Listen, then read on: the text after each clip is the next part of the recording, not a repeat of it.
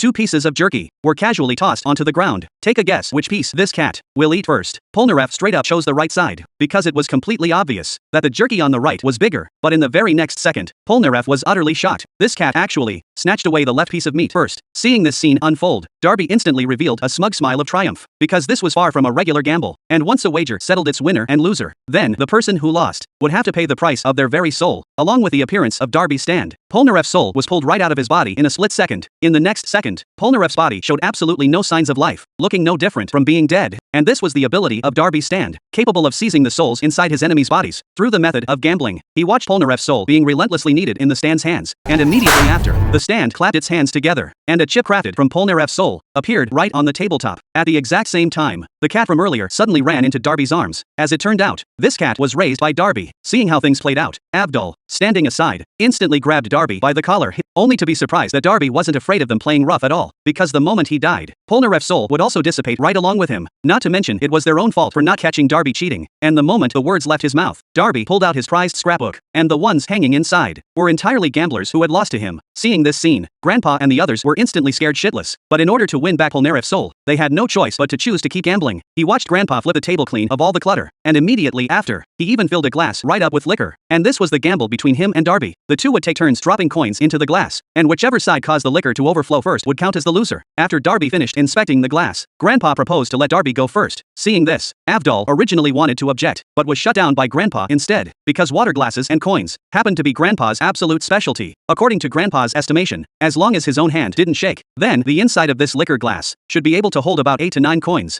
However, what Grandpa never saw coming was that Darby actually planned to drop 5 coins right off the bat. You have to know, dropping so many coins all at once would cause ripples on the liquor's surface, and with just a single slip-up, the liquor inside the glass would overflow. And this choice Darby made was without a doubt a highly risky move. As Darby let go of the coins in his hand, the surface of the liquor glass instantly rippled, but even so, the liquor inside the glass still didn't overflow. And next, it was Grandpa's turn. He watched Grandpa carefully pick up a coin, and then place the coin right onto the water's surface. At this time, Jotaro, watching aside, discovered that Grandpa had actually wedged a layer of cotton between his finger and the coin, not only using it to cushion the tension of the coin hitting the water surface, but also dripping more liquid out from inside, making the liquor inside the glass even fuller. As the coin sank to the bottom of the glass, Grandpa instantly grew confident, declaring that it was time for Darby to make his move. Looking at Grandpa's smug expression, Darby straight up stood up, stating that his position was blocked by shadows, making it a bit hard to drop the coin, and walked over to the right side of the table. Seeing this scene, Grandpa instantly laughed, because at this point, the surface tension of the liquor glass had already reached its absolute limit. As long as a coin touched the water's surface, the liquor inside the glass would overflow. Darby had absolutely zero chance of winning. Facing Grandpa's mockery, Darby only gave a wicked smirk, and then, under everyone's gaze, tossed the coin straight into the liquor glass. This